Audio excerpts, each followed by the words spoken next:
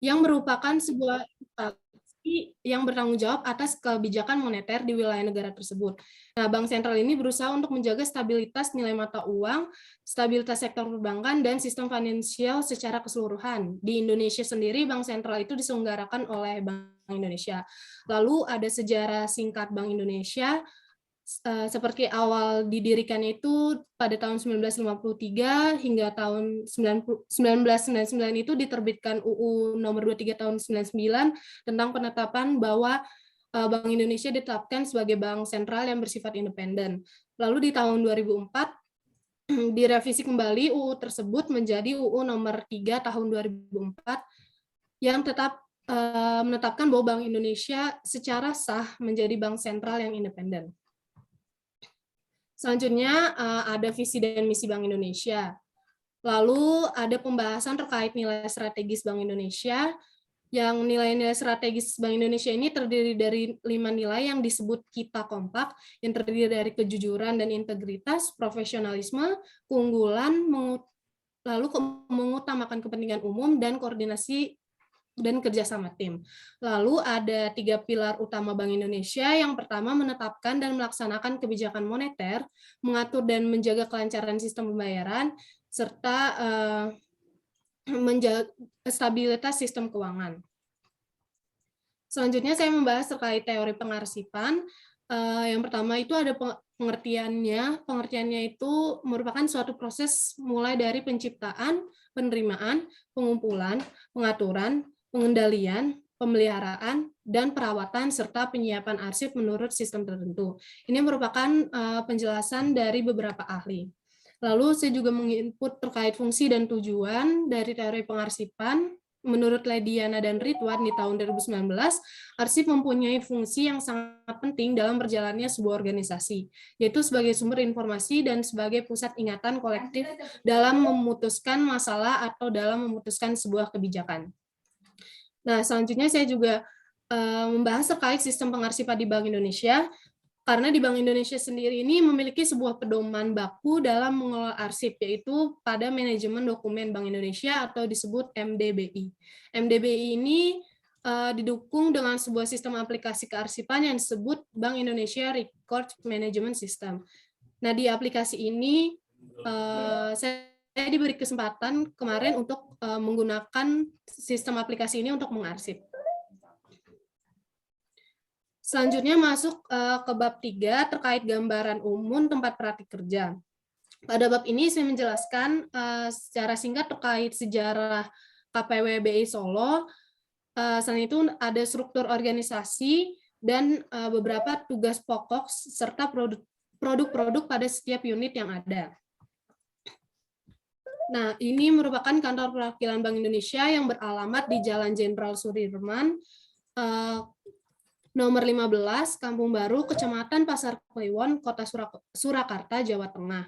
Nah, kantor dalam menjalankan fungsinya, kantor perwakilan Bank Indonesia Solo ini mencakup wilayah Solo Raya yang terdiri dari 7 daerah, yaitu Surakarta, Boyolali, Klaten, Sragen, Sukoharjo, Wonogiri, dan Karanganyar. Nah, berikut ada dokumentasi untuk gambaran gedung KPWBI Solo. Untuk di sebelah kiri di sini ada gedung baru yang merupakan gedung yang digunakan oleh para pegawai dalam menjalankan tugasnya. Sedangkan di gedung lama ini rencananya akan dibuat sebagai Museum Bank Indonesia. Untuk sekarang kegunaannya digunakan sebagai ruang khazanah arsip.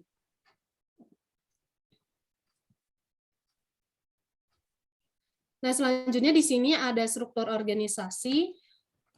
Pada struktur organisasi ini memiliki tiga bagian, yaitu ada tim advisory dan pengembangan ekonomi, lalu ada tim SPPUR, layanan dan administrasi, lalu ada ICO dan PM. Untuk tim advisory ini sendiri di KPWBI Solo itu terletak di lantai 4, yang terdiri lagi dari dengan beberapa unit. Yang pertama ada fungsi data dan statistik ekonomi dan keuangan atau FDSEK, lalu adanya fungsi asesmen ekonomi dan surveillance, lalu ada fungsi koordinasi dan komunikasi kebijakan atau unit humas, dan adanya fungsi pelaksanaan pengembangan UMKM atau FPPU.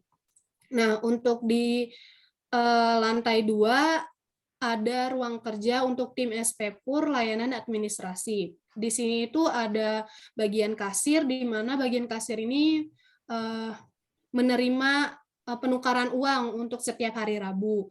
Selain itu juga ada unit pengawasan SPPUR dan KI dan satuan layanan dan administrasi. Nah, ada lagi untuk unit manajemen intern itu di ruang kerjanya itu ada di lantai 3. Dan di lantai 3 itu merupakan letak ruangan kepala perwakilan kepala perwakilan Bank Indonesia Solo, yaitu Bapak Joko Nugroho. Masuk ke dalam bab 4 atau bab pembahasan.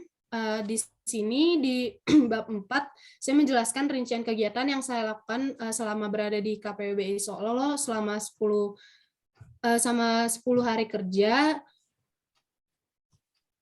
Yang pertama, di hari pertama itu saya melakukan kegiatannya magangnya ini masih secara online dikarenakan saya baru nyampe di hari Sabtu karena ketentuannya kan harus karantina 2 hari. Jadi hari Senin ini masih online dan online ini hanya kurang lebih 1 jam dengan dengan dibimbing oleh Ibu Utari selaku Kepala Manajer Unit Humas. Saya diberi materi terkait ke Bank Sentralan dan terkait apa saja sih yang ada di KPWBI Solo. Selanjutnya, yang kegiatan yang kedua itu saya kan ditempatkan di unit FPPU atau UMKM. Nah, di sana saya diberikan tugas untuk melakukan pengarsipan lembar disposisi pejabat ke dalam aplikasi BI RMS. Untuk tugasnya sendiri saya pertama diberi penjelasan bagaimana cara menginput berkas-berkasnya, seperti bagaimana membuat rumahnya dulu atau nama berkasnya, baru mengisi berkasnya itu. Selanjutnya, untuk kegiatan yang ketiga itu masih saat saya ditempatkan di unit FPPU atau UMKM, saya diberi tugas oleh salah satu staf di sana, oleh Bapak Joko, untuk mencari list UMKM di daerah Solo Raya yang menganut bidang ekonomi sirkular. Nah, ekonomi sirkular ini merupakan sebuah alternatif untuk ekonomi linear tradisional, di mana pelaku ekonomi ini menjaga sumber daya agar dapat dipakai selama mungkin. Jadi secara singkatnya, ekonomi sirkular ini itu UMKM yang mengolah sampah. Nah, saya mendapatkan beberapa list seperti pengolahan kerajinan menjadi celengan atau souvenir, lalu ada menjadi tas, dan ada budidaya maggot. Nah, maggot ini merupakan salah satu larva yang bisa memakan sampah, sehingga dia mengurangi sampah yang ada di daerah salah satu daerah di Klaten. Nah, selain itu saya juga mendapatkan tugas untuk meng-cross-check laporan pertanggungjawaban program sosial Bank Indonesia kepada UMKM di daerah Solo Raya. Ini saya disuruh mencek kwitansi apakah sudah benar dengan data yang sudah ada.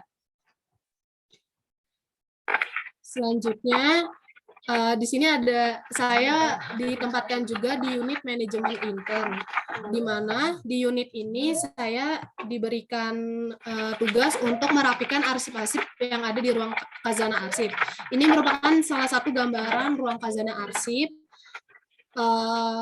Di sana banyak sekali arsip yang masih belum diinput, masih belum sesuai dengan tanggal. Jadi saya diberikan arahan untuk merapikan arsip nih bersama teman-teman saya. Ini salah satu dokumentasinya. Itu saya melakukan tugas ini selama 2 hari.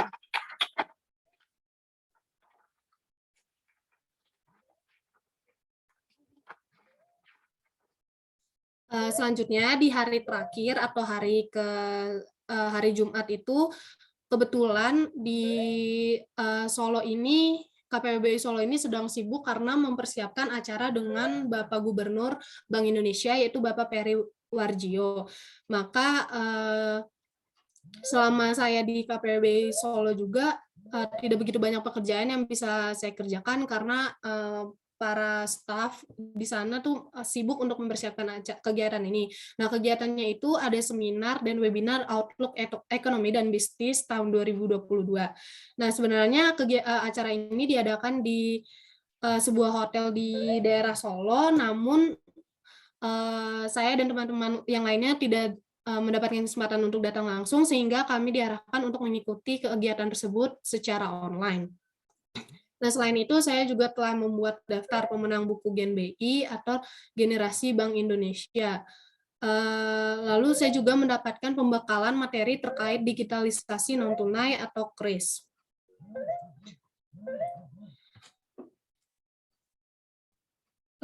Lanjut ke dalam bab 5, di sini masuk ke dalam kesimpulan dan saran.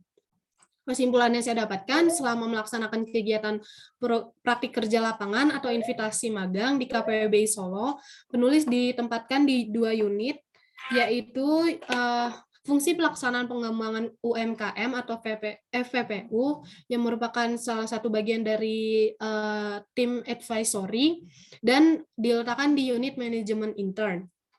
Mungkin tidak banyak tugas yang dapat diberikan dan dikerjakan kepada saya selama praktik kerja berlangsung, namun banyak pengalaman dan pembelajaran baru mengenai budaya kerja di kantor yang saya dapatkan selama saya melaksanakan PKL di KPBI Solo. Yang nantinya pengalaman ini dan pembelajaran yang saya dapatkan akan menjadi modal besar bagi saya untuk melangkah ke depannya, terutama ketika nanti sudah memasuki dunia kerja. Nah, untuk saran yang dapat saya berikan dari kegiatan invitasi BI ini, untuk ST Indonesia Banking School diharapkan agar program ini terus diadakan, karena setelah saya jalani kegiatan ini memang sangat bermanfaat. Namun, kemarin itu saya dapat saran dari pihak KPBI Solo untuk kira-kira kalau kegiatannya itu bisa diadakan di pertengahan tahun atau mungkin saat libur semester genap, karena katanya kalau di pertengahan tahun itu pekerjaannya tidak begitu complicated, jadi kayak udah stabil. Jadi untuk pemagang sendiri bisa terpegang gitu, Pak, untuk bisa bekerja di sana dengan maksimal. Nah, saran untuk KPBI Solo itu, karena kemarin saya berpengalaman kurang mendapatkan banyak pekerjaan, maka saya mengharapkan untuk program PKL ini agar tetap diadakan dan agar dipersiapkan lebih matang, sehingga nanti pemagang itu dapat bekerja dengan maksimal, tidak ada waktu gabut gitu, dan diletakkan di unit yang memang membutuhkan pemagang, karena di unit yang saya FPPU sendiri itu tidak begitu banyak tugas yang dapat saya kerjakan, sedangkan di unit manajemen intern ternyata masih banyak tugas yang bisa dapat saya kerjakan, namun saya hanya diberi kesempatan untuk bekerja di situ selama 2 hari. Selanjutnya, di sini ada lampiran foto.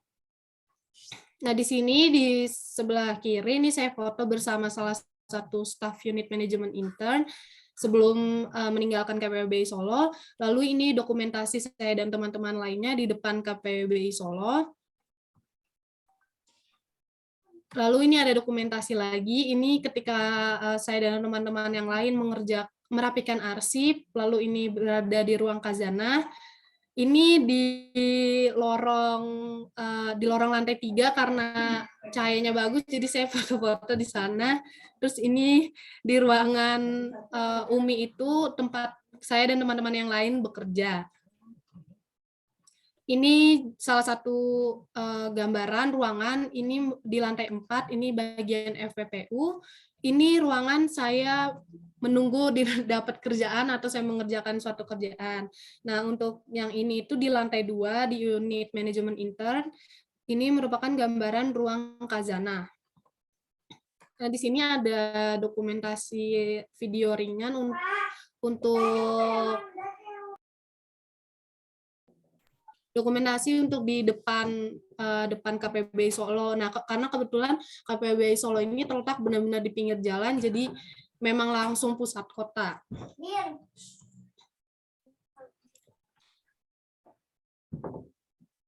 Sekian dan terima kasih. Mohon maaf bila ada kesalahan kata. Saya ucapkan wassalamualaikum warahmatullahi wabarakatuh. Terima kasih Rosa. Nanti sama dua yang lain besok ke rumah saya jam 1 ya sama-sama ya untuk tentangan. Kemudian sebelumnya dikirimkan ke email laporan sama PowerPoint, sama foto-foto, sama video ya lengkap ya. Dan yang ketiga mengenai saran tadi itu penempatan itu sebenarnya sarannya ke Bank Indonesia aja karena kita nggak menentukan itu ya.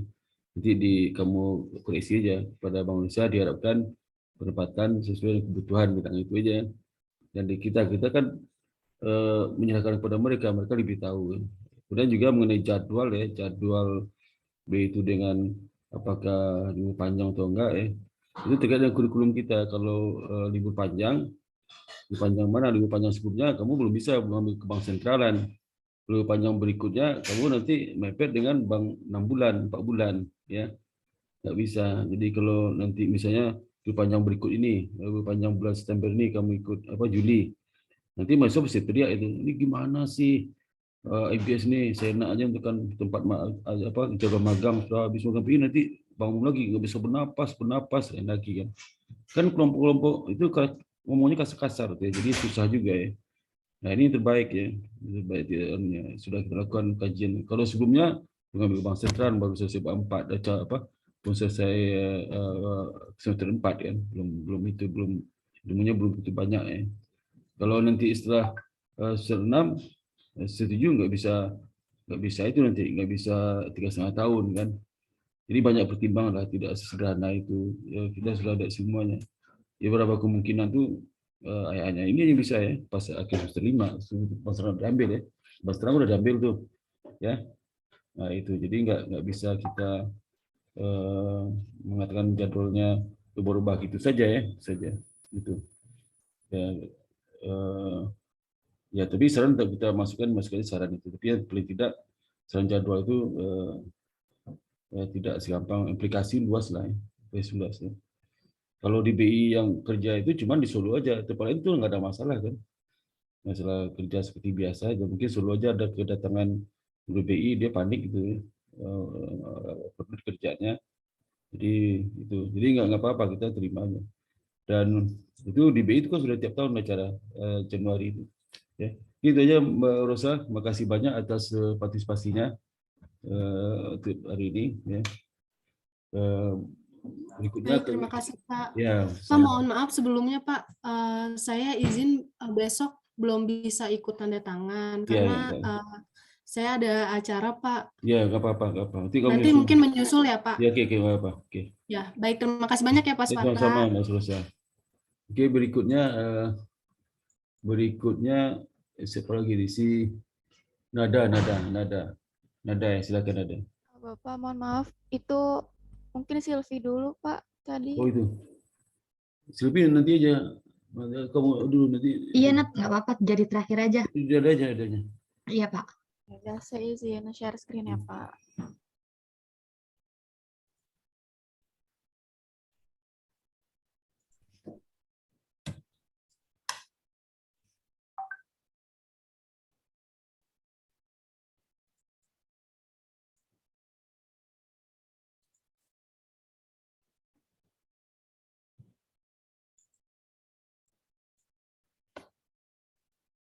Oke, silakan Nada.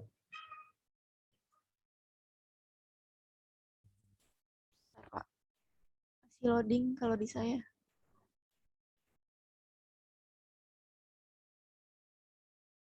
Baik, Assalamualaikum warahmatullahi wabarakatuh. Selamat pagi Pak Sparta dan teman-teman sekalian.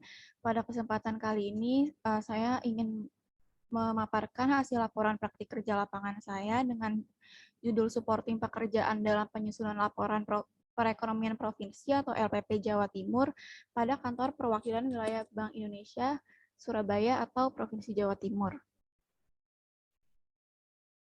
Pada bab 1, di sini yang pertama ada latar belakang dalam mempersiapkan mahasiswa-mahasiswinya untuk menghadapi dunia bisnis. STIE Indonesia Banking School memiliki program invitasi Bank Indonesia untuk mengenalkan dan mempersiapkan mahasiswa STIE Indonesia Banking School untuk mengenalkan dan mempersiapkan mahasiswanya pada kegiatan Bank Indonesia. Program ini dapat menjadi pembekalan bagi mahasiswa STIE Indonesia Banking School untuk menghadapi persaingan yang terdapat pada dunia kerja maupun bisnis. Terdapat 3 unsur kompetensi yang wajib dimiliki oleh mahasiswa-mahasiswi STIE IBS, yaitu attitude, knowledge, and skill, yang mana ketiga unsur tersebut tertuang dalam nilai-nilai yang diterapkan oleh STIE IBS, yaitu integrity, knowledge, and skill. Kegiatan invitasi atau praktik kerja lapangan ini bertujuan agar meningkatkan kompetensi mahasiswa-mahasiswi STI IBS, khususnya pada skill atau kemampuan. Dengan terjalannya kegiatan invitasi ini, maka diharapkan mahasiswa-mahasiswi dapat memiliki attitude yang baik selama kegiatan berlangsung, mendapatkan ilmu dan pengetahuan di luar yang didapat pada kegiatan pembelajaran di kuliah, serta meningkatkan skill pada dunia kerja. Untuk tempat pelaksanaannya pada Kantor Perwakilan Wilayah Bank Indonesia Provinsi Jawa Timur di Jalan Pahlawan nomor 105, Kerembangan Selatan, Kecamatan Kerembangan, Surabaya, Jawa Timur, dan waktu pelaksanaannya pada Senin 24 Januari hingga Jumat 4 Februari 2022. Tujuan praktik kerja di sini menurut SK Ketua IBS nomor 392 garis miring CAP garis miring STIE garis miring IBS garis miring 8 garis miring 2015 adalah yang pertama melakukan link and match kurikulum dengan dunia nyata sehingga mahasiswa memperoleh jaringan dengan dunia kerja. Yang kedua, melatih mahasiswa praktik kerja di lembaga keuangan bank dan non-bank. Ketiga, memberi kesempatan mahasiswa untuk mendapatkan pengalaman kerja sektor perbankan yang relevan dengan profesi yang akan diembannya di masyarakat. Yang keempat, memberikan keterampilan tambahan yang berguna untuk kerja di masa depan. Dan yang terakhir, melatih sikap mental yang berguna dalam rangka pengembangan attitude yang lebih baik. Lalu bab 2, landasan teori. Yang pertama ini ada definisi bank sentral, di mana secara kelembagaan, bank sentral adalah institusi yang memiliki tugas dan wewenang tertentu, umumnya pada bidang moneter, sistem pembayaran, dan dapat pula di bidang perbankan suatu negara. Dalam hal kelembagaan, bank sentral dapat dikategorikan sebagai lembaga yang hegemonik karena memiliki otoritas tertentu pada wilayah tertentu. Otoritas bank sentral dalam hal ini adalah kewenangan untuk menerbitkan, mengatur, dan memelihara kestabilan mata uang dalam suatu negara. Dan secara umum, bank sentral memiliki pengertian yaitu suatu entitas yang bertanggung jawab dalam mengawasi sistem moneter suatu negara. Tanggung jawab bank sentral ini antara lain mengawasi kebijakan moneter untuk melaksanakan tujuan tertentu seperti stabilitas mata uang, inflasi rendah, dan juga kesempatan kerja penuh. Pada umumnya, bank sentral ini merupakan badan keuangan yang dimiliki pemerintah yang menjamin kegiatan badan-badan keuangan yang dapat menciptakan tingkat ekonomi yang tinggi dan juga stabil. Lalu, Bank Sentral Indonesia atau Bank Indonesia ini merupakan lembaga negara yang independen.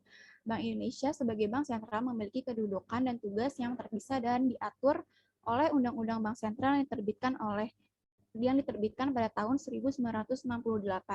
Pada tahun 2004, Undang-Undang Bank Indonesia mengalami amandemen dengan fokus aspek penting yang terkait dengan pelaksanaan tugas dan wewenang Bank Indonesia, termasuk penguatan governance. Sesuai dengan Undang-Undang Nomor 2 Tahun 2007, ditetapkan bahwa tujuan tunggal Bank Indonesia itu menjaga stabilitas sistem keuangan. Pada tahun 2000 sejak terdapatnya perubahan Undang-Undang Nomor 23 Tahun 1999 yang menjadi Undang-Undang Nomor 3 Tahun 2004, Bank Indonesia memiliki kedudukan khusus sebagai lembaga independen, walaupun dalam melaksanakan kebijakan moneter yang berkelanjutan, konsisten dan transparan, Bank Indonesia perlu mempertimbangkan kebijakan umum pemerintah di bidang perekonomian. Lalu, visi Bank Indonesia adalah menjadi bank sentral yang berkontribusi secara nyata terhadap perekonomian Indonesia dan terbaik di antara emerging markets.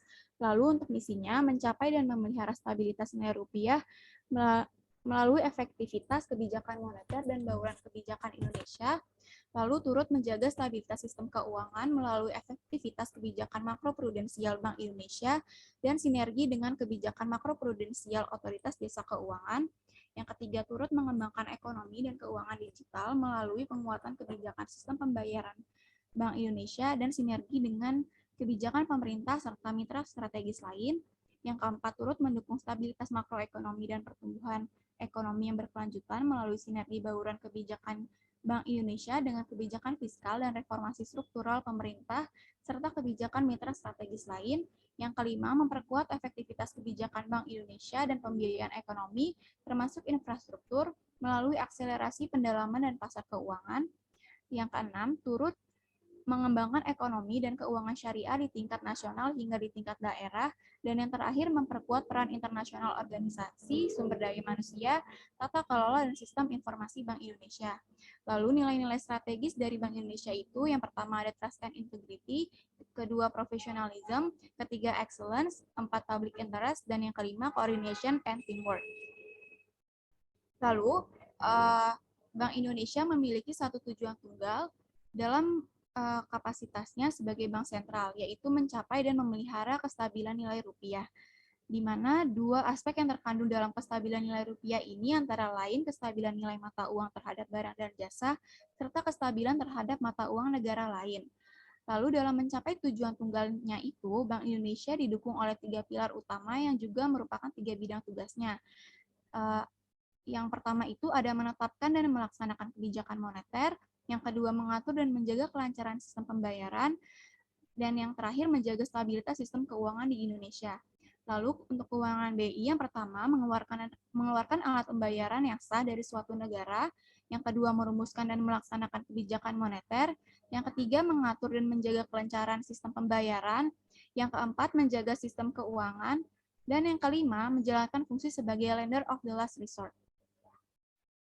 Lalu laporan perekonomian provinsi memiliki arti yaitu hasil kajian Bank Indonesia terhadap berbagai aspek perekonomian provinsi yang berkoordinasi dan didukung oleh instansi pemerintah daerah, perbankan, badan pusat statistik, dan para pelaku ekonomi lainnya di berbagai sektor. LPP ini ditujukan juga sebagai materi publikasi dan komunikasi mengenai pandangan Bank Indonesia terhadap kondisi terkini dan prospek perekonomian dalam lingkup provinsi. LPP ini juga merupakan saran untuk mendukung peran koordinasi Bank Indonesia di daerah koordinasinya. Lalu di bab 3 ini adalah gambaran umum tempat praktik kerja.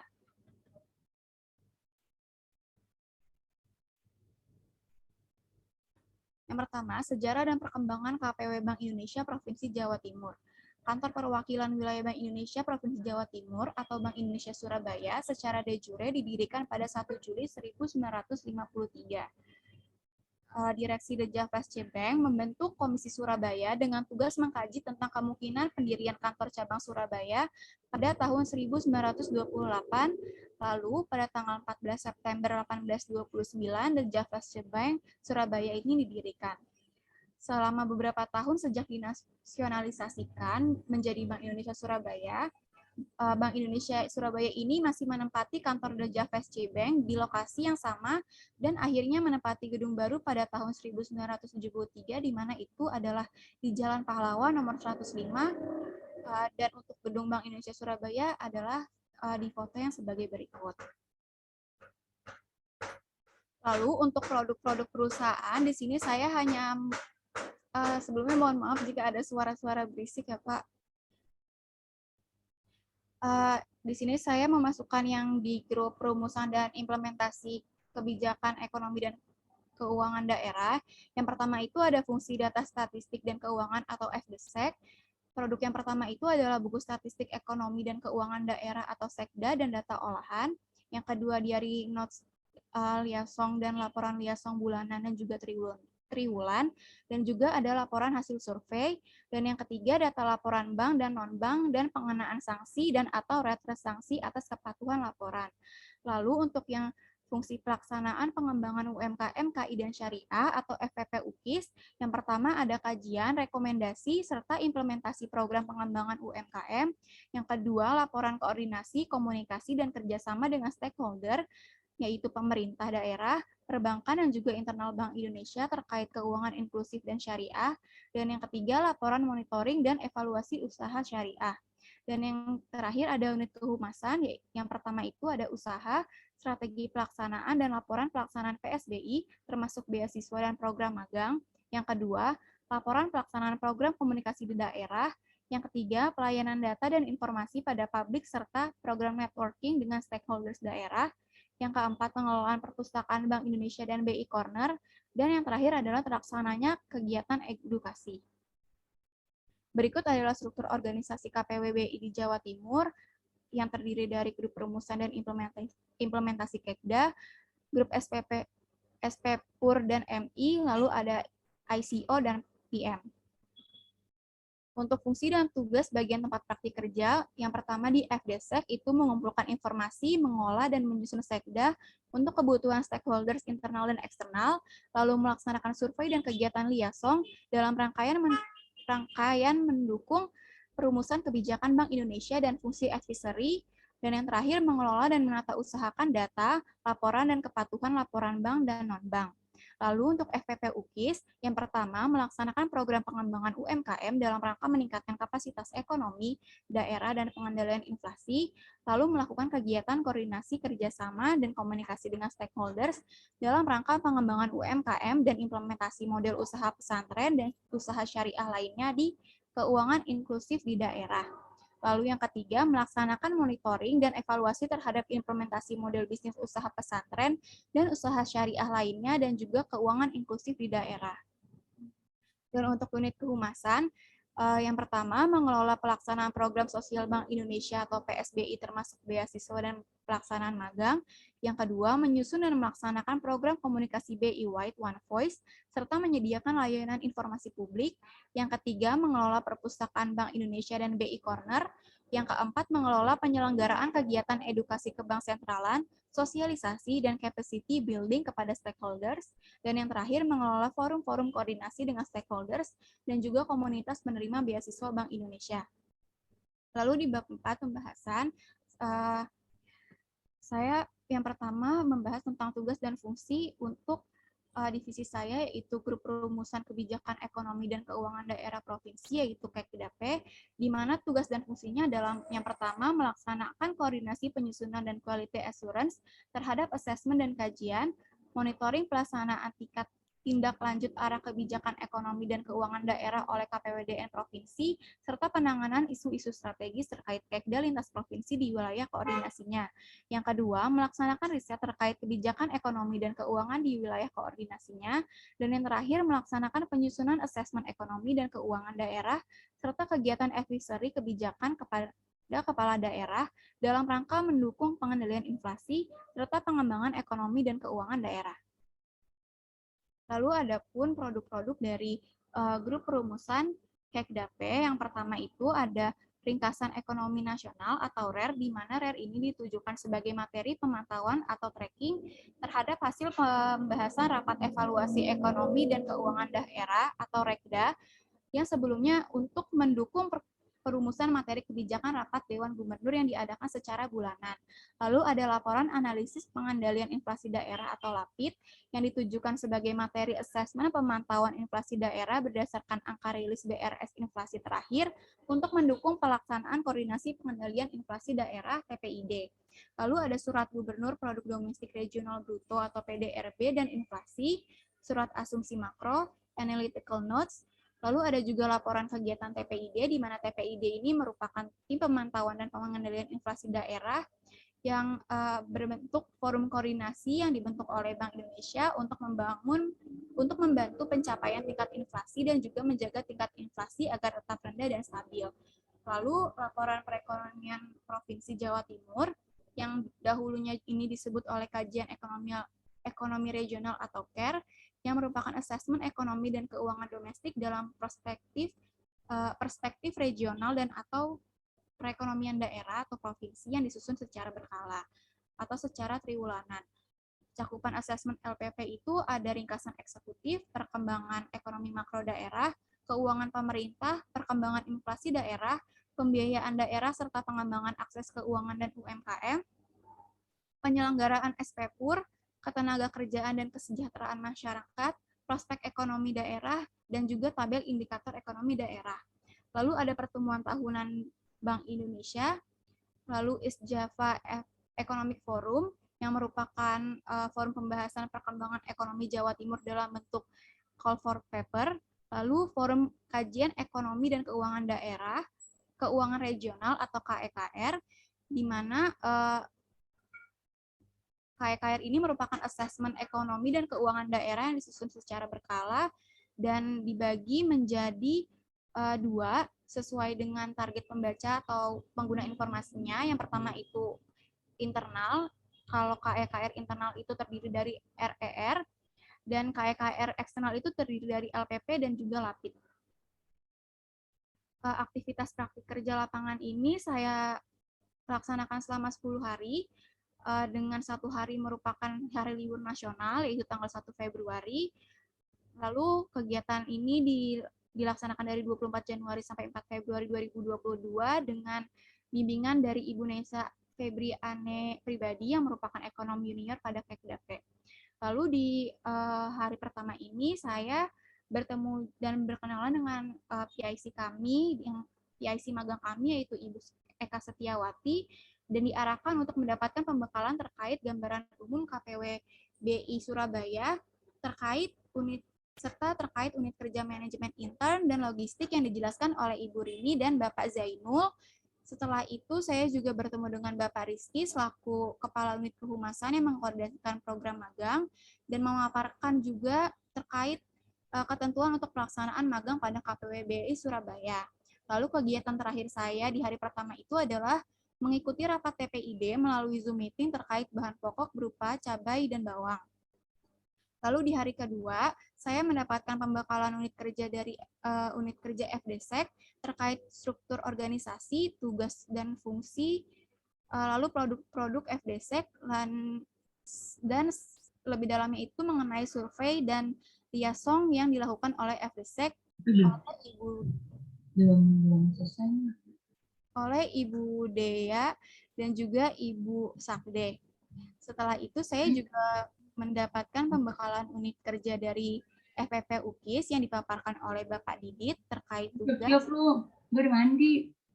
fungsi dan produk FPP UKIS, dan secara mendalam terkait peran BI Jawa Timur dalam pengembangan UMKM, keuangan inklusif dan syariah. Lalu pembekalan unit kerja dilanjutkan oleh unit kehumasan yang dipaparkan oleh Ibu Rizky Ajeng dan Ibu Weni. Dan agenda hari kedua ini berakhir dengan pembagian unit kerja masing-masing peserta magang sambil perkenalan oleh pembimbing lapangan tiap unit kerja. Lalu di hari ketiga saya mendapatkan pembekalan unit kerja lagi dari Kekda Wilayah oleh Ibu Somita dan juga Kekda Provinsi oleh Ibu Neisa dan Ibu Anissa terkait dengan tugas fungsi dan produk Kekda W maupun Kekda P dan juga perbedaan antara kelompok perumusan tersebut. Saya juga mendapatkan tugas dari pembimbing lapangan saya yaitu Ibu Nesa untuk membaca laporan perekonomian provinsi atau LPP Jawa Timur yang dirilis pada November 2021 seperti pada gambar di sebelah kiri untuk mengetahui gambaran umum apa saja yang akan dikerjakan oleh Kekda P. Setelah itu saya juga mengikuti live streaming peluncuran laporan transparansi dan akuntabilitas Bank Indonesia di YouTube. Lalu di hari keempat, saya diminta untuk mengikuti Focus Group Discussion atau FGD ACCI dengan tema prospek dan tantangan produksi komoditas cabai tahun 2022 dengan narasumber Bapak Tunov Atmojo, serta membuat notulensi terkait FGD tersebut untuk diberikan kepada pembimbing lapangan saya. Setelah notulensi selesai dan dikirimkan kepada Ibu Neisa, saya juga mendapatkan tugas untuk mendata suku bunga dasar kredit atau SBDK bank-bank yang ada di Jawa Timur yang paling up to date serta mencari suku bunga The Fed terbaru dan terkait dengan informasi bahwa The Fed ingin menaikkan suku bunga dalam waktu dekat, yang mana Excel-nya itu ada di sebelah kanan. Lalu di hari kelima saya mendapatkan tugas untuk membantu dalam pembuatan surat undangan untuk narasumber yang pada FGD Akselerasi Pemulihan Ekonomi Nasional 2022 mendatang bersama Ibu Naila. Lalu surat undangan itu ketika sudah selesai saya kirimkan dan direview lagi oleh Ibu Naila. Setelah itu saya juga mendapatkan feedback terkait notulensi FGD ACCI yang di hari sebelumnya. yang berupa revisi oleh Ibu Neisa dalam format dan tata bahasa yang lebih sesuai, sehingga saya merevisi kembali notulasi tersebut dan mengirimkannya kembali ke Ibu Neisa. Lalu di hari ke-6, saya membaca rencana kegiatan pemerintah daerah atau RKPD Jawa Timur yang ada di sebelah kiri, yang baru dirilis oleh Badan Perencanaan Pembangunan Daerah atau Bapeda Jawa Timur. Lalu setelah itu saya diminta untuk memilah mana saja program kerja ekonomi yang akan dilaksanakan oleh pemerintah daerah sesuai dengan yang tertera di RKPD tersebut. Lalu saya mengirimkan hasil tugas tersebut kepada Ibu Neisa dan saya diminta untuk mengikuti FGD PEN 2022 yang akan dilaksanakan pada 2 Februari sampai 4 Februari mendatang. Lalu setelah saya mendapatkan tugas tersebut, saya mendapatkan pembekalan terkait unit kerja sistem pembayaran oleh Ibu Diva dan pengelolaan uang rupiah terkait dengan tugas fungsi unit kerja, perkembangan ekosistem sistem pembayaran Indonesia, tahapan penyebaran uang rupiah kepada masyarakat, penanggulangan uang palsu, dan sebagainya. Lalu di hari Rabu 2 Februari 2022, saya mengikuti FGD Akselerasi PEN 2022 yang dilaksanakan selama 3 hari dan berlokasi di ruang Kalingga Sheraton Hotel Surabaya. Dan di hari pertama ini, saya membantu untuk menyiapkan teknik FGD, seperti penayangan PowerPoint, absensi, dan administrasi untuk narasumber. Lalu FGD ini didatangi oleh 3 narasumber. Yang pertama itu ada Bapeda Jawa Timur, yang mana mereka ini memaparkan terkait Program Ekonomi dan Sosial Pemulihan Ekonomi Jawa Timur 2022, Progres Peraturan Presiden Nomor 80 Tahun 2019, Proyek Strategis Jatim tahun 2022, lalu FGD dilanjutkan kembali oleh narasumber yang kedua, yaitu Disperindak Jawa Timur, yang memaparkan terkait progres IOMT Jatim, progres pekerja berdasarkan subsektor yang tervaksinasi dan vaksin booster pada sektor perdagangan dan manufaktur di Jatim, dan juga program misi dagang Jatim. Lalu yang ketiga, Dinas Penanaman Modal dan Pelayanan Terpadu Satu Pintu atau DPM PTSP Jawa Timur, yang menjelaskan terkait perkembangan investasi Jatim 2021, strategi atau informasi investasi Jatim 2022, perkembangan penyesuaian Undang-Undang Cipta Kerja di Jatim.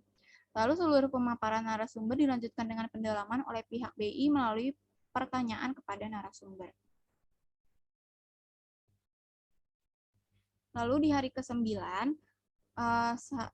dan di hari kedua FGD, saya diberikan tugas untuk membuat notulensi sesuai dengan format yang diberikan Ibu Naila, seperti yang ada di atas, terkait dengan pemaparan narasumber pertama, yaitu dari Save and Lock atau PT Makmur Berkah Amanda Tbk terkait dengan program industrinya yang bernama Halal Industrial Park Sidoarjo atau HIPS.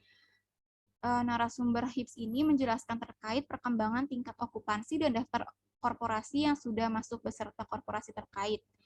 Lalu, setelah pemaparan dan pendalaman oleh BI kepada HIPS, FGD dilanjutkan dengan narasumber kedua, yaitu Ciputra Group, yang memaparkan terkait kinerja penjualan dan investasi Ciputra Group tahun 2021 dan estimasinya di tahun 2022 pada sektor konstruksi dan perdagangan atau mall, tracking kunjungan Ciputra Group sebelum dan saat pandemi secara bulanan beserta dampak pandemi terhadap faktor produksi dan value chain Ciputra Group, persiapan Ciputra Group terkait dengan green industry, dampak isu terkait peraturan dan ketentuan Undang-Undang Cipta Kerja dan pajak karbon terhadap kinerja Ciputra Group. Lalu setelah pendalaman kembali, berlanjut lagi kepada narasumber ketiga, yaitu Hak Kekayaan Intelektual atau HKI dan Kawasan Ekonomi Khusus atau KEK Singhasari. Kedua narasumber tersebut memaparkan terkait perkembangan tingkat okupansi dan daftar korporasi yang sudah masuk beserta sektor korporasi terkait, tantangan dan kendala investasi kawasan industri di Jatim, serta strategi pengembangan tahun 2022 dan jangka menengah panjang mengenai kawasan industri di Jatim. Lalu setelah FGD tersebut selesai, saya membuat notulensi yang ditugaskan oleh Ibu Naila, dan setelah itu notulensi tersebut saya kirimkan. Pada hari terakhir dan juga hari terakhir FGD ini, sebenarnya ada 3 narasumber, namun saya hanya bisa mengikuti sampai narasumber yang pertama karena saya harus kembali ke kantor BI-nya untuk mengurus administrasi untuk laporan magang. Di hari terakhir ini, sesi pertama itu dipaparkan oleh Dinas Pekerjaan Umum Bina Marga atau PU Bina Marga Jawa Timur dengan penjelasan terkait progres infrastruktur di Jatim 2021 dan rencana di 2022, progres perkembangan PSN di Jatim, progres peraturan Presiden tahun nomor 80 tahun 2019 di Jatim. Lalu penulis juga mendapatkan feedback terkait notulensi FGD yang kemarin saya kerjakan, di mana feedback tersebut berupa revisi terkait tata format notulensi dan beberapa data yang perlu dimasukkan. Lalu saya langsung merevisi notulensi tersebut sesuai dengan arahan yang telah diberikan oleh pembimbing lapangan saya, dan saya kirimkan kembali kepada Ibu Chandra, Ibu Nesa, dan juga Ibu Naila. Lalu setelah saya kembali ke kantor BI Surabaya, saya mendapatkan pembekalan terkait proses layanan clearing, lalu juga saya mengurus administratif terkait dokumen-dokumen yang dibutuhkan seperti logbook, lalu lampiran-lampiran yang perlu ditandatangani. Adapun kendala yang saya hadapi selama aktivitas PKL, yang pertama itu sulit dalam menemukan informasi dikarenakan belum terbiasanya penulis dalam mengakses website The Fed, lalu kurangnya tinjauan pustaka pada RKPD Jawa Timur yang membuat penulis sulit merangkum program kerja ekonomi yang termasuk, lalu perlu merevisi beberapa kalimat dan format pada surat undangan dan notulensi FGD sesuai dengan bimbingan mentor, dan yang terakhir sulit untuk menemukan data bank-bank mana yang memiliki kantor cabang di Jawa Timur. Lalu solusinya, yang pertama, mencari informasi dari website terpercaya lainnya sambil kembali mengulik website The Fed, dan penulis menemukan informasi yang diperlukan melalui press release The Fed. Lalu tetap menuliskan program kerja ekonomi sesuai dengan RKPD Jawa Timur 2022, dan tetap memberikan hasilnya kepada pembimbing lapangan. Yang ketiga, memberikan kembali file notulensi dan surat undangan yang sesuai dengan mendapatkan draft untuk notulensi agar formatnya sesuai. Dan yang terakhir, mencari data SBDK bank-bank di Indonesia pada website OJK dan memilah satu persatu manakah bank yang memiliki kantor cabang di Jawa Timur. Kesimpulannya, Bank Indonesia merupakan ujung tombak dari tercapainya stabilitas moneter di sektor keuangan dari yang kita tahu, visi misi dan lain-lainnya. Lalu kontribusi kelompok perumusan Kekda provinsi ini sangatlah berguna bagi keberlangsungan perekonomian khususnya Provinsi Jawa Timur. Dengan berkontribusinya saya dalam penyusunan LPP, saya mendapatkan wawasan terkait dengan penyusunan LPP Jawa Timur yang mana membutuhkan banyak persiapan, informasi, serta analisis pada asesmennya untuk dapat mendukung Bank Indonesia dalam membuat kebijakan di berbagai sektor. Saran untuk KPWBI Jawa Timur yang pertama dapat memberikan lebih banyak materi terkait teknis pekerjaan unit kerja yang ada pada KPWBI Jawa Timur. Yang kedua, dapat lebih leluasa untuk menyebut peserta magang agar tidak terasa canggung dan dapat memberikan kartu akses bagi mahasiswa magang secara individu agar dapat lebih mudah dan tidak perlu bergantian dengan teman. Yang ketiga, agar setidaknya KPWBI Jawa Timur lebih menyiapkan agenda yang terstruktur untuk kejelasan mahasiswa yang mengikuti magang. Dan untuk STY IBS, yang pertama, agar dapat menambahkan waktu magang pada KPW Bank Indonesia seperti normalnya mahasiswa-mahasiswa melakukan magang pada institusi lain. Dan yang kedua, agar kampus dapat memberikan gambaran divisi atau unit kerja yang ada di dalam Bank Indonesia agar mahasiswa-mahasiswi dapat mendapatkan sedikit gambaran terkait teknis pekerjaan yang akan dikerjakan. Berikut beberapa dokumentasinya. Yang foto pertama itu saya bersama mentor saya, Ibu Nesa dan Ibu Naila. Lalu foto kedua itu saya bersama teman-teman saya. Yang ketiga itu foto saya mengikuti FGD PEN 2022. Dan yang foto terakhir itu saya dan teman-teman saya bersama Bapak Ibu di unit kehumasan. Sekian presentasi dari saya, kurang lebihnya mohon maaf. Terima kasih. Terima kasih, Nada.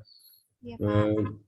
Dari presentasi itu kamu benar-benar itu ya, menikmati suasana Jawa Timur itu ya, bekerja itu. Apa yang paling berkesan kamu selama 2 minggu itu? Kenapa, Pak? Apa yang paling berkesan kamu selama 2 minggu di Jawa Timur? Di Bank Indonesia juga, lingkungan dan sebagainya.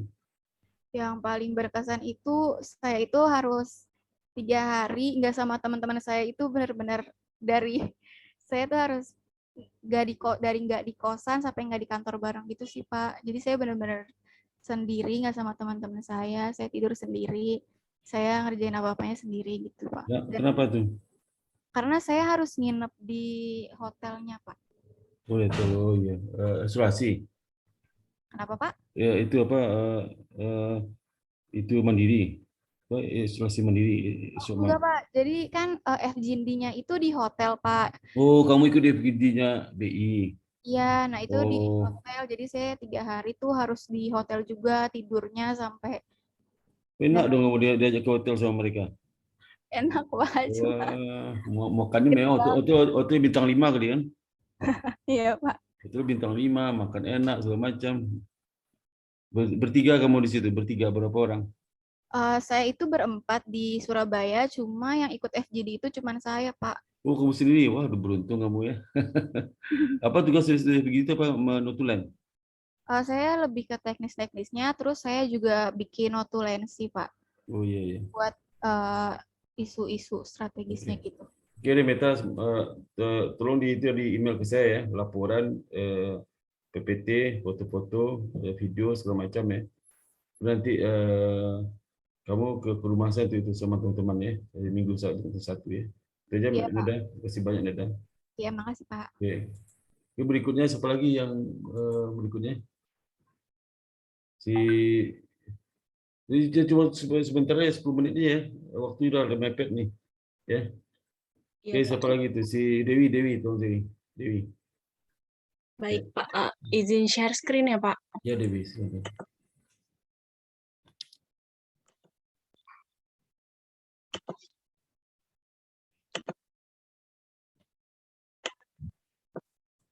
Apakah sudah terlihat, Pak? Udah Dewi, udah. Ke Zoom nggak, Pak? Apa? Apa namanya, PowerPoint-nya ke slide gitu ya? Zoom. Udah. Oke. Oke. Assalamualaikum warahmatullahi wabarakatuh. Selamat siang, Pak Sparta dan teman-teman semua. Saya Dewi Yulia Biran Pasana ingin mempresentasikan hasil dari kegiatan praktik kerja di Bank Indonesia KPW Yogyakarta secara online dengan judul Pembelajaran Fungsi-Fungsi Bank Indonesia KPW Daerah Istimewa Yogyakarta secara online.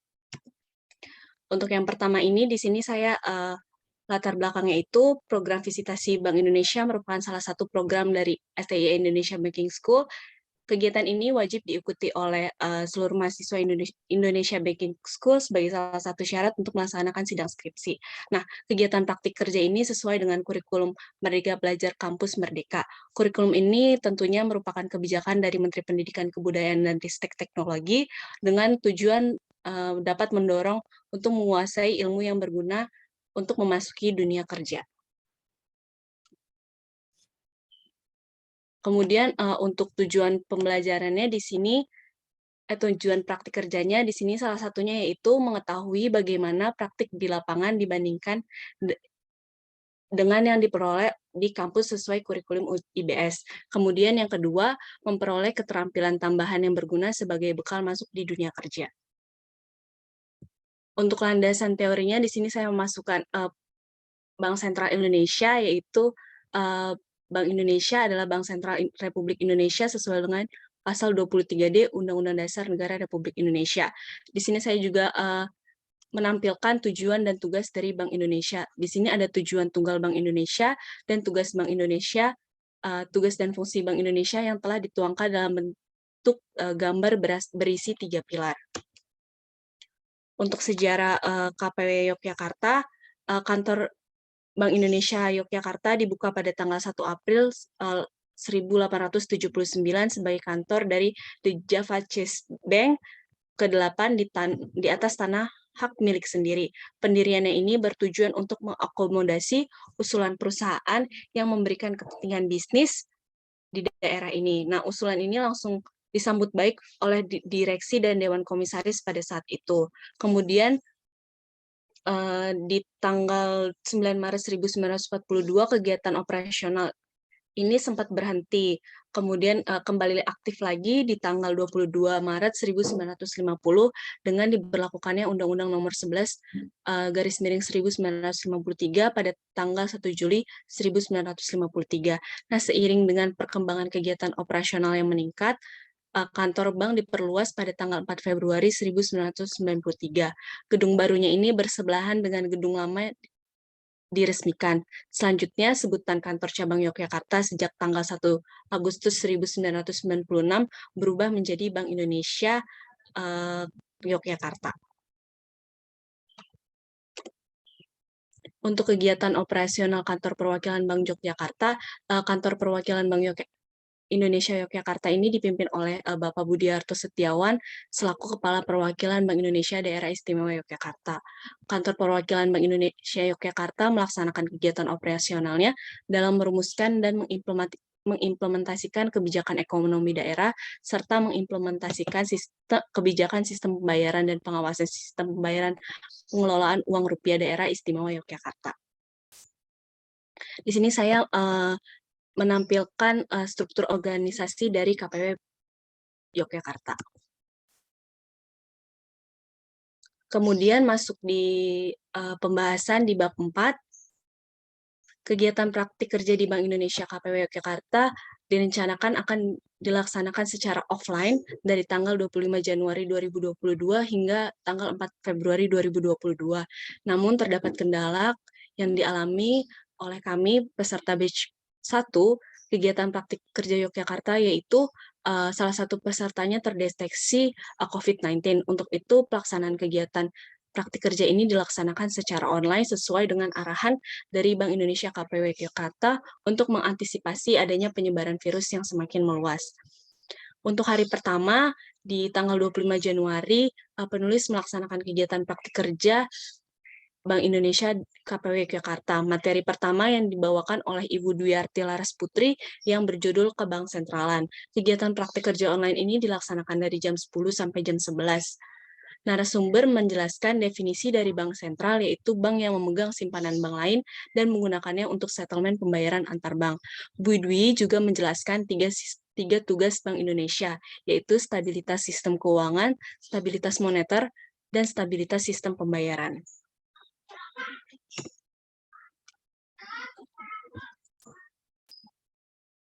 Kemudian di hari kedua, praktik kerja dimulai di jam yang sama, yaitu di jam 10. Untuk materi yang dibawakan itu adalah pengawasan penyelenggara jasa sistem pembayaran di era digital. Materi ini dibawakan oleh Ibu Rati dan Ibu Eliwati dari Kantor Perwakilan Bank Indonesia Yogyakarta. Materi yang disampaikan mengenai peran bank sentral yang harus beradaptasi dan berinovasi di era digital saat ini. Munculnya COVID-19 di tahun 2020 sebenarnya menjadi blessing in disguise bagi perbankan karena munculnya percepatan digital. Blueprint Sistem Pembayaran Indonesia atau BPSI 2025 menjadi arah atau navigasi sistem pembayaran nasional di era digital, khususnya di bidang sistem pembayaran. Untuk arah kebijakan sistem pembayaran di 2022 yaitu akselerasi percepatan pemulihan pasca COVID atau recovery and reform. Selanjutnya, narasumber juga membahas tentang kebijakan APU PPT atau anti pencucian uang. Secara nasional, Bank Indonesia memiliki strategi untuk mengatasi APU PPT dengan harapan akan menciptakan sistem keuangan Indonesia yang berintegritas sebagai respon atau upaya proaktif untuk mengakomodir terkait sistem pembayaran di daerah istimewa Yogyakarta dalam mencegah APU PPT. Nah, KPWBI Yogyakarta berinovasi dengan meluncurkan aplikasi Siap versi 2.0, Sistem Informasi Anti Pencucian Uang dan Pencegahan Pendanaan Terorisme yang sudah mulai dikembangkan sejak tahun 2021. Untuk hari ketiga, di tanggal 27 Januari dimulai di jam 10 hingga jam 11. Kegiatan praktik kerja di hari tersebut diisi oleh Bapak Mahmudi yang membawakan materi terkait perkembangan UMKM di daerah istimewa Yogyakarta. Bank Indonesia masuk ke dalam ranah UMKM karena sasaran akhir dari Bank Indonesia di UMKM adalah mendukung kebijakan utama Bank Indonesia untuk mendorong pertumbuhan ekonomi. Bank Indonesia melakukan intervensi dan memberikan fasilitas kepada UMKM yang dilakukan secara kolaboratif. Hal ini dibangun untuk mempercepat proses kemandirian UMKM. Bank Indonesia KPW Yogyakarta memiliki program bagi petani di klaster cabai. Terdapat salah satu di Kulon Progo dan yang kedua itu di Sleman. Di tahun 2022, Bank Indonesia KPW Yogyakarta melakukan pembinaan kepada komunitas. Komunitas ini dinamakan Petani Hortikultura Puncak Merapi Sleman. Untuk kegiatan hari keempat yaitu berisikan materi fungsi data statistik dan ekonomi keuangan tim implementasi Kekda yang disampaikan oleh Bapak Maruji. Bapak Maruji menyampaikan 4 tugas pokok dari fungsi data statistik dan ekonomi keuangan tim implementasi Kekda. Kemudian Pak Maruji juga menyampaikan produk statistik dan survei KPW BI DIY, di mana produk statistik terbagi menjadi 2, yaitu periode bulanan, di dalamnya terdapat statistik ekonomi dan keuangan daerah, dan periode insidentil data olahan. Produk survei terbagi menjadi 4 periode, yaitu periode harian, mingguan, bulanan, dan triwulan. Untuk kegiatan hari kelima, di tanggal 31 Januari 2022 masih di jam yang sama, yaitu jam 10. Kegiatan praktik ini diisi oleh Bapak Sepridani yang menyampaikan materi sistem pembayaran Bank Indonesia KPW Yogyakarta. Narasumber menjelaskan bahwa sistem pembayaran muncul bersamaan dengan lahirnya konsep uang sebagai media pertukaran dalam transaksi jasa dan keuangan. Klasifikasi sistem pembayaran Indonesia terdiri dari 2, yaitu high value, ada sistem Bank Indonesia Real Time Gross Settlement, dan scriptless security settlement system, dan retail value, dan BIFAS. KRIS merupakan kemudian narasumber juga menjelaskan tentang KRIS, di mana KRIS merupakan akselerator pembentukan ekosistem EKD dan keuangan eksklusif, dan mendorong interlink bank, fintech, serta mendukung pengembangan UMKM. Bank Indonesia KPW Yogyakarta juga melakukan beberapa upaya perluasan implementasi di Yogyakarta, KRIS di Yogyakarta dengan beberapa cara. Kemudian untuk hari ke-6-nya, kegiatan praktik kerja ini diisi oleh Ibu Dina yang menyampaikan materi sistem kebijakan Kekda. Yang pertama itu, Bu Dina menjelaskan untuk tugas pokoknya itu menyusun proyeksi makroekonomi daerah. Kemudian yang kedua, mengumpulkan informasi ekonomi strategis tim rumusan produk, mengevaluasi laporan perekonomian provinsi per triwulan. Kemudian yang ketiga, tim Kekda akan hadir di saat kampus atau penelitian menggunakan Bank Indonesia untuk memberikan informasi terkait perkembangan ekonomi dan inflasi, kemudian perumusan mengenai kebijakan. Yang keempat, pengumpulan data statistik kebutuhan yaitu dengan melakukan survei untuk penelitian juga diperlukan dalam perumusan Kekda, namun tidak dilakukan secara rutin.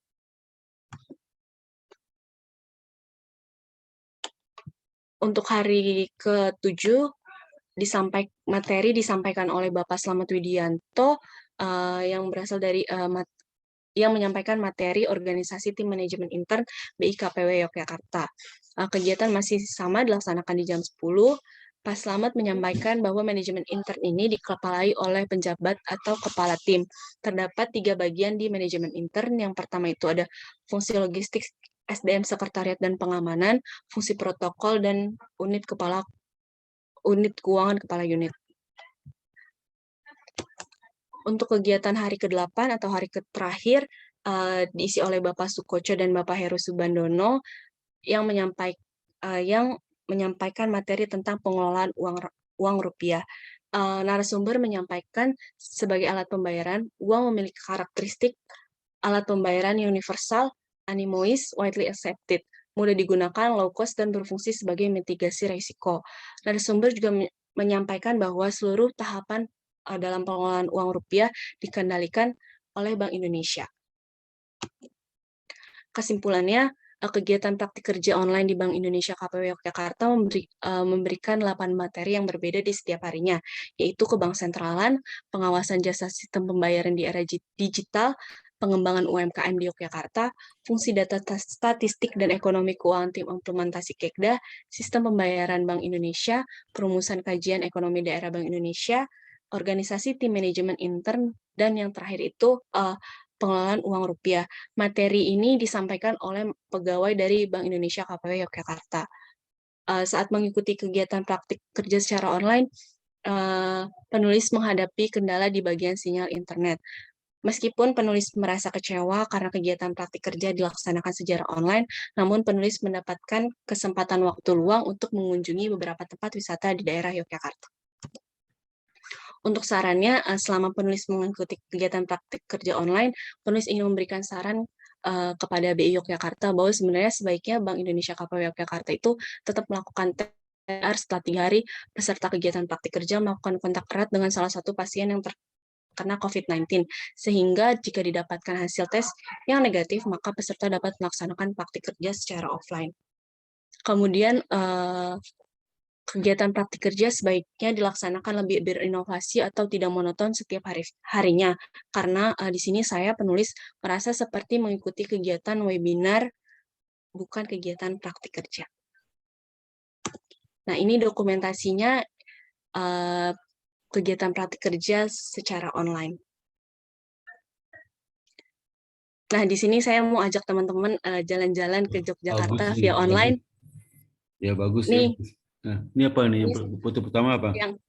Yang foto pertama ini saya ke kafe gitu, Pak, di dekat Tugu. Jadi pemandangannya itu langsung Tugu Jogja. Terus ini saya di Beringharjo, ini jalanan, kalau lurus terus belok kanan ini tuh ke BI, Pak, yang lampu-lampu. Terus ini videonya. Ya, terus? Video jalan-jalan online ya, Pak. Iya.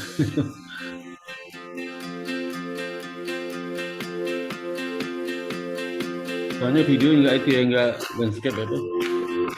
Enggak, Pak. Hah? Videonya enggak apa dilebahin? Iya, Pak, kalau misalnya jadi landscape jadi gepeng gitu, Pak, aneh. Soalnya saya video ini.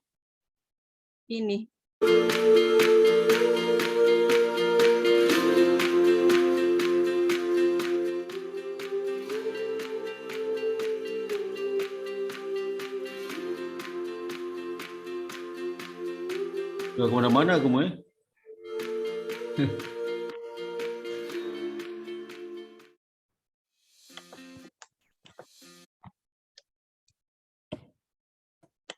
Ya, Pak. Sekian presentasi dari saya. Kurang lebihnya mohon maaf. Wassalamualaikum warahmatullahi wabarakatuh. Oke, terima kasih Dewi ya, sudah cukup ya. Nanti setelah ini kamu kopikan itu ya Pak. Ini dikirim ke itu ya, ke mana? Ke itu ya, ke email ya. Iya, Pak. Email sama seperti teman saya tadi. Nanti kamu silakan rumusnya tentang basahnya ya. Iya, Pak. Terima kasih Dewi ya, udah cerah. Ya, makasih ya, Pak. Ya, semoga sukses selalu ya. Amin, makasih Pak. Ya, oke, berikutnya silakan. Yang terakhir nih, siapa? Iya Pak, Sylvia izin share screen ya Pak. Kalau dipercepat aja Mbak ya. Cepat, jangan dibacakan, jangan dibaca, cepat aja.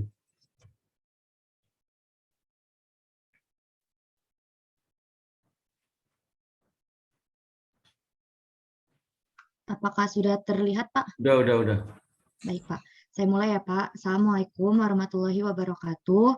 Selamat pagi, selamat siang Pasparta, dan selamat siang teman-teman semua.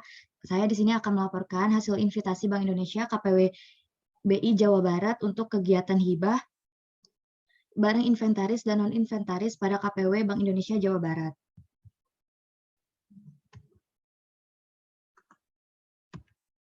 Latar belakangnya yang menjadi kegiatan praktik kerja mahasiswa ini adalah persaingan yang semakin ketat di pasar tenaga kerja, khususnya di industri perbankan. Oleh karena itu, Bank Indonesia Banking School melakukan program kegiatan praktik kerja khususnya di Bank Indonesia sebagai bank sentral untuk dapat meningkatkan pengetahuan mahasiswa mengenai kebank sentralan. Tujuan diadakan invitasi ini yang pertama, mengimplementasikan secara langsung teori yang dipelajari di kelas dengan praktek di lapangan yang sesungguhnya. Yang kedua, memberikan kesempatan untuk menambah pengalaman bekerja dan mengembangkan soft skill mahasiswa terhadap situasi di lingkungan kerja berupa komunikasi, kerjasama tim, attitude, dan mental, serta melakukan link and match antara kurikulum dengan dunia pekerjaan sehingga pendidikan di IST Indonesia Banking School dapat sesuai dengan dunia pekerjaan nyata. Bank Sentral Indonesia atau Bank Indonesia merupakan lembaga negara yang independen yang memegang fungsi sebagai Bank Sentral Indonesia. Dalam fungsinya ini, Bank Indonesia mempunyai satu tujuan tunggal, yaitu mencapai dan memelihara kestabilan nilai tukar mata uang rupiah, baik terhadap barang dan jasa maupun terhadap mata uang negara asing. Untuk mencapai itu, Bank Indonesia didukung dengan 3 pilar utama yang merupakan 3 bidang tugasnya, yakni menetapkan dan melaksanakan kebijakan moneter, mengatur dan menjaga kelancaran sistem pembayaran, serta menjaga kestabilan sistem keuangan. Visi Bank Indonesia menjadikan bank sentral digital terdepan yang berkontribusi nyata terhadap perekonomian nasional dan terbaik di negara emerging market untuk menjadi Indonesia maju. Untuk mendukung visi tersebut, Bank Indonesia memiliki 7 misi. Yang pertama, mencapai dan memelihara stabilitas nilai rupiah melalui efektivitas kebijakan moneter dan bauran kebijakan Bank Indonesia hingga mewujudkan bank sentral yang berbasis digital dalam kebijakan dan kelembagaan melalui penguatan organisasi, sumber daya manusia, tata kelola, dan sistem informasi yang handal, serta peran internasional yang proaktif. Nilai strategis Bank Indonesia terdiri dari 5, yang dimana nilai-nilai ini menjadi dasar organisasi, manajemen, dan pegawai dalam melakukan atau berperilaku, di mana kelima nilai ini saling berkaitan satu dengan yang lainnya. Di mana nilai itu yang pertama, kejujuran dan integritas, profesionalisme, kesempurnaan, kepentingan publik, dan koordinasi serta kerjasama. Masuk ke KPW Bank Indonesia Jawa Barat. Bank Indonesia Cabang Bandung ini lahir pada tahun 1909 dengan nama The Javase Bank Agentscape Bandung yang kemudian pada tahun 1953 diambil alih dan diresmikan sebagai Bank Indonesia. Kantor perwakilan Bank Indonesia Jawa Barat ini ditetapkan sebagai koordinator kantor-kantor Bank Indonesia wilayah Jawa Barat untuk Tasikmalaya dan Cirebon sejak tanggal 19 Maret 1986.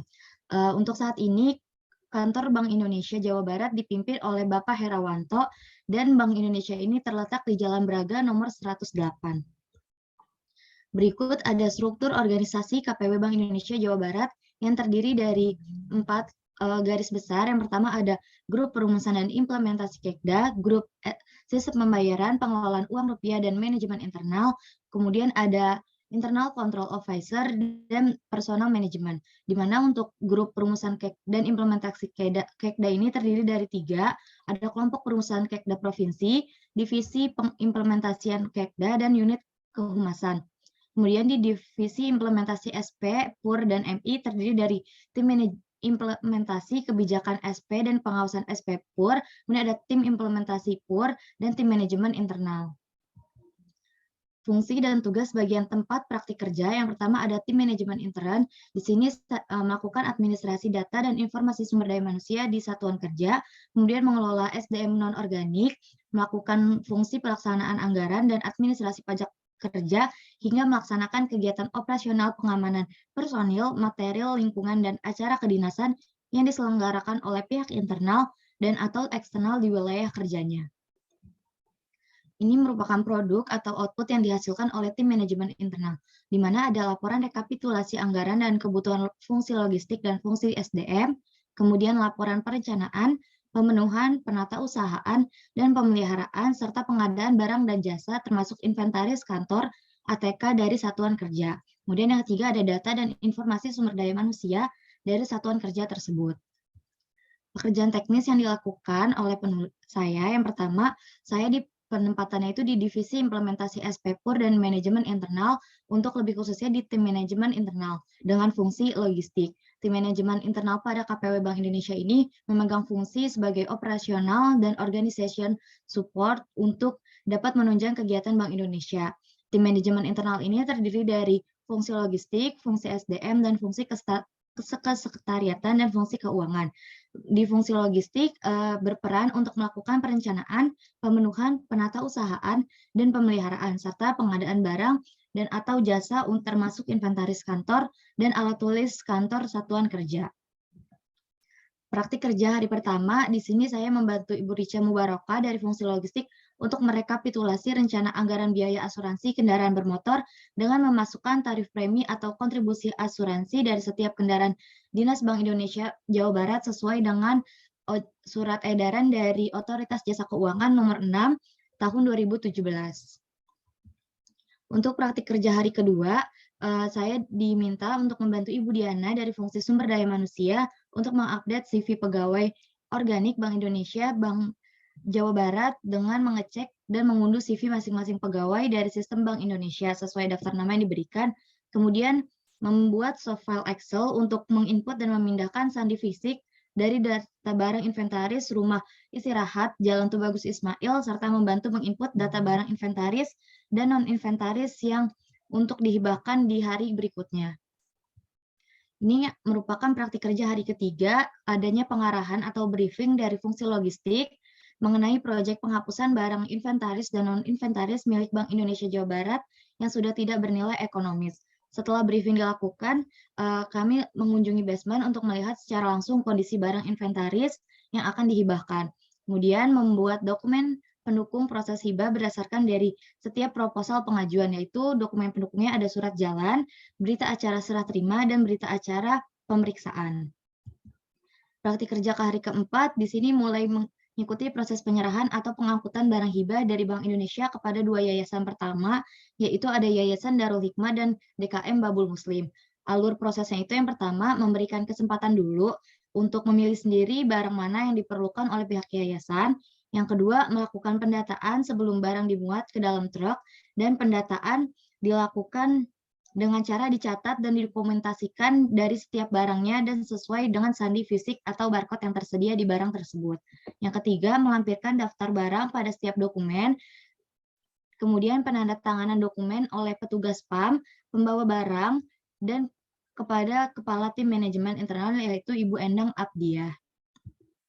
Praktik kerja hari kelima, itu adanya kegiatan olahraga jalan pagi bersama para pegawai BI di sekitaran KPW Bank Indonesia dan mengikuti pelepasan pegawai dan simbolis penyerahan kadede, di mana di sini hari kedua itu melanjutkan proses barang hibah kepada Yayasan Gapura Lebakwangi, dan saya juga mendapatkan sosialisasi mengenai perbedaan antara uang rupiah asli dan uang rupiah palsu.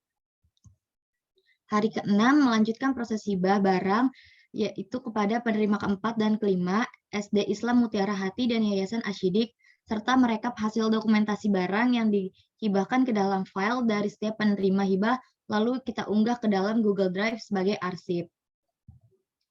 Praktik kerja hari ke-7 di hari Senin ini melanjutkan proses hibah kepada Yayasan Baitul Hikmah dan dilanjutkan dengan mengelompokkan aset dari yang sebelumnya dikelompokkan berdasarkan tempat atau lantai menjadi berdasarkan kode barang. Pengelompokan ini tuh tujuannya agar memudahkan pendataan untuk pengadaan barang inventaris dari pusat. Praktik kerja hari ke-8 melanjutkan proses hibah barang kepada penerima ke-7 yaitu Yayasan Asyidik, yang dilanjutkan dengan menginput arsip fisik perintah bayar tunai pada bulan Agustus hingga November di tahun 2020 pada sistem BRIS untuk pelaksanaan piket BRIMOB. Dan di hari ke-9 melanjutkan proses hibah pada penerima ke-8 yaitu Madrasah Diniyah Takmiliyah, yang setelahnya itu kami dari tim manajemen internal mengunjungi rumah dinas serta rumah istirahat Bank Indonesia di Cijagra untuk nomor rumah nomor 10, 19, dan 292 untuk melihat barang inventaris dan non-inventaris yang akan dihibahkan untuk periode bulan Maret dan melihat kondisi yang sekiranya diperlukan perbaikan.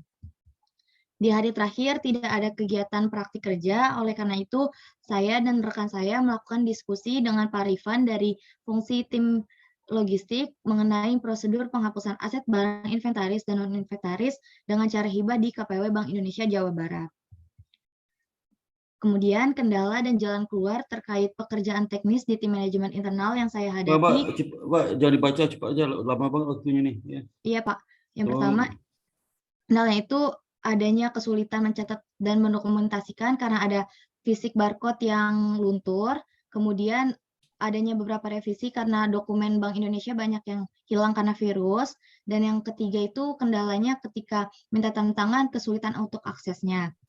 Nah, kesimpulannya penulis jadi mengetahui bahwa Bank Indonesia bukan hanya sekedar moneter, sistem pembayaran, dan stabilitas sistem keuangan, tetapi juga tentang pendukung organisasi. Di mana dengan adanya tim manajemen akan kegiatan di Bank Indonesia dapat berjalan dengan baik dan yang mendorong kinerja para pegawai.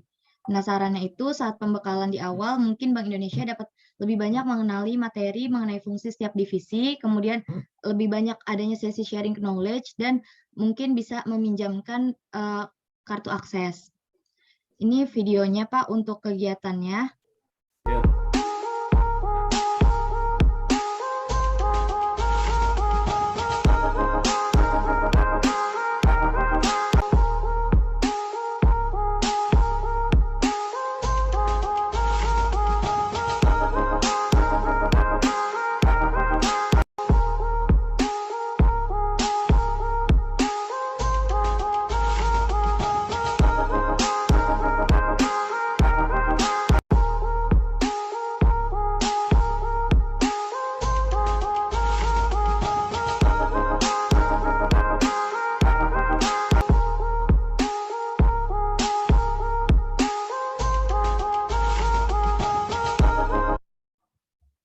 Berikut sekian presentasi dari saya, kurang lebihnya mohon maaf.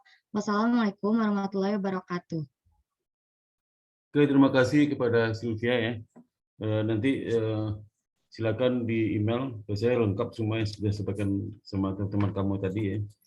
Dan datang ke besok jam 1 ya. Ya. Oke, terima kasih banyak. Baik Pak. Alhamdulillah, assalamualaikum warahmatullahi wabarakatuh. Waalaikumsalam. Waalaikumsalam. Terima kasih banyak. Terima kasih Pak. Pak. Terima kasih banyak Pak Sparta. Ya, oke. Izin live ya Pak. Ya, Pak. Izin live, Pak.